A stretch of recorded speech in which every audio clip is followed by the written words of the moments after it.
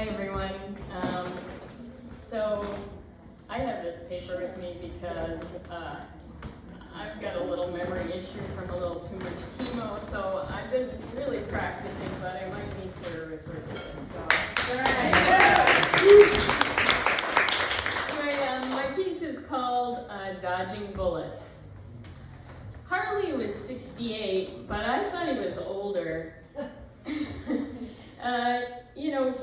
He was diagnosed with stage 4 cancer, and but he was a bear of a man, and I just didn't think cancer was going to win that fight. Harley was volunteering at this cancer survivor camp I went to.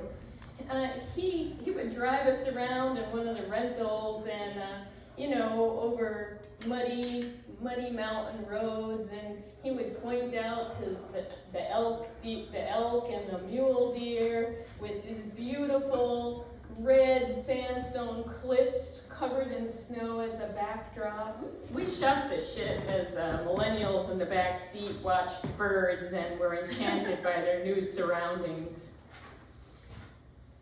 Yep, I was in Vietnam. Yep. I don't talk about it to anyone, Harley said kindly. Oh, well, how did you find peace? Well, after the war, I went to a Buddhist retreat. And, I've forgiven myself. That's the most important thing, When we got back, people were so mean. I'm just a hippie. Oh, well, what did you do afterwards? I joined a 3-letter government organization. I can't tell you what that is.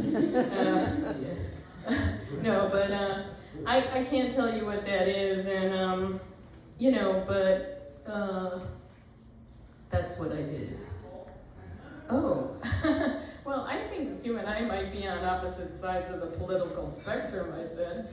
In 1984, I was down in Nicaragua supporting the Sandinistas. Yeah, I was down there too, training the counter-revolutionaries to overthrow them. I might have even shot at you. Gulp. Oh, that's okay. Say sorry. You're good.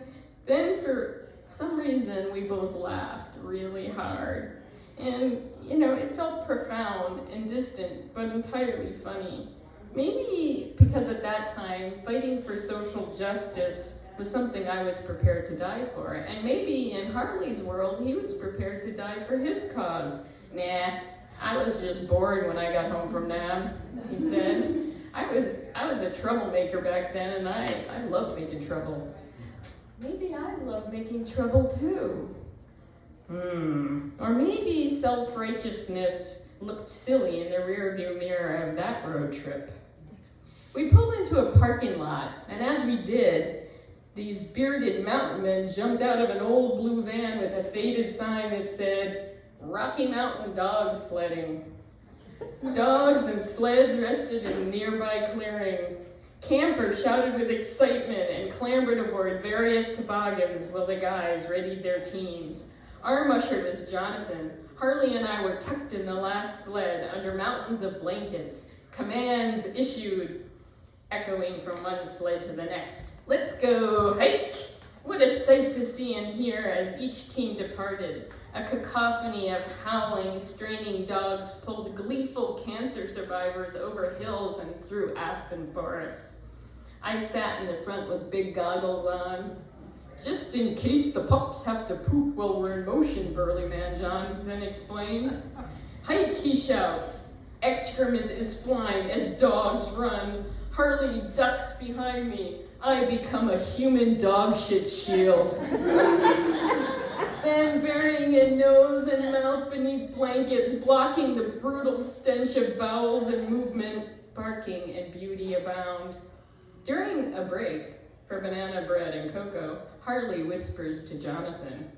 Okay, Smokey, says Jonathan, you're driving this sled. What? Gulp. I'm Smokey, by the way. I I take my position on the runners behind the sled, lift my foot off the brake. Hey, let's go! Never before, gliding grace, standing still yet flying through fields of snow, sunlight flickering, bouncing off bare-scratched bark as we speed through stands of aspens, dogs chasing hope. Suddenly, silence, neuropathy gone, brain fog gone. I'm moving through space and time, unfettered. Gee! We round a corner. Harley winks at me. The same man who at one time could have shot me makes it possible for my Iditarod dreams to come true. Whoa.